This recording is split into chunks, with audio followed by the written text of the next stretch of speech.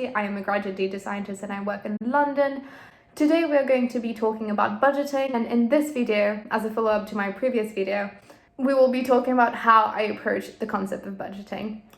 The best budgets are based on trends, and from personal experience, but also from research, it is said that looking at your trends over a past year is a good place to start because you take into account seasons, phases. For example, you will be spending more money on bills and heating in the winter, and going out and drinks in the summer, things of that sort.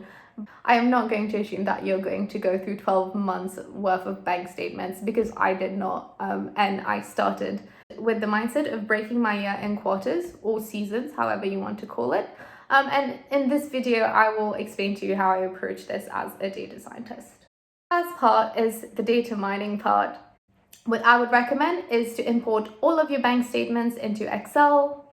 I personally use Notion because I like the functionality it has in terms of adding tags and then using those tags to classify your expenses. But I think Excel is a good place to start if you're a beginner. This leads us to the second part, which is data cleaning. What I would recommend is, first of all, separate your bank statements into months. So it adds a temporal aspect to it, and separate them into categories. The way I separate them for me are as follows. So rent, bills, groceries, eating out, being active. That includes my gym membership and other activities that I do, such as climbing, transport, social budget, self-care, toiletries, and miscellaneous. The key here is to strike a balance between detailed categorization, but also while not being granular.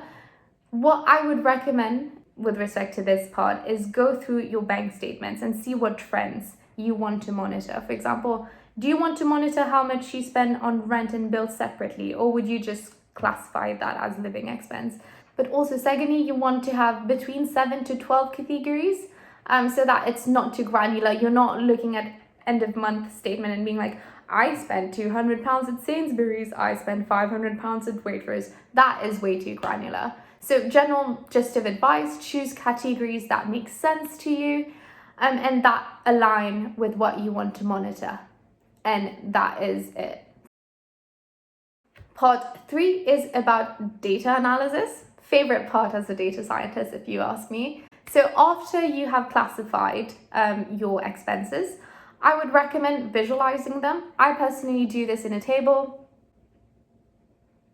ideally attached here. It allows me to really see my spending in terms of, oh, I spend this much this month. Another thing a lot of people do is also use line graph, but again, do what works for you. For me, it's tables. At this point, I would recommend you take a step back and reflect whether that accurately represents your spending. And please, please, please be honest with yourself. If you have saving goals, this is the time you would want to factor in so that you know how much you want to save and you could adjust your budget accordingly.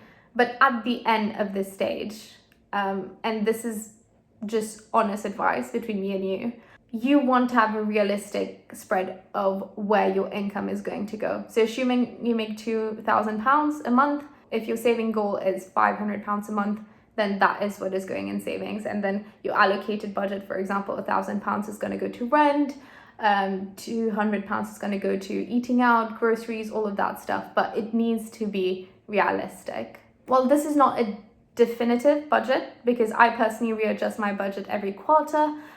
You ideally want to respect this budget as much as possible, which is why I would reiterate and re-emphasize how important it is to be honest at this stage.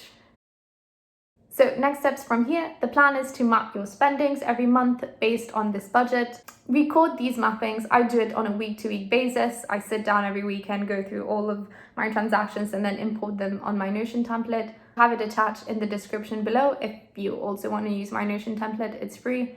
I personally like to do this manually because it makes me feel guilty when I overspend on certain stuff and I can actually see it in my bank statements. Also worth noting, some banks like NatWest and Revolut, if I'm not wrong, but I might have it corrected in the description, have inbuilt categorization, or there are some apps that do that. I might do some research and put them down below. If you go overboard, that's completely fine too.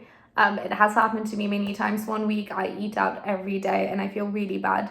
But the one thing I do, this is something I read in a book that I don't remember the name, but it was talking about how you go on a financial diet because you've indulged, and that is kind of what I do. So when I eat out too much, I restrict my social budget or something along those lines. This is not a hard rule. You're going to make mistakes. Just be kind to yourself, okay? Like, actually be kind.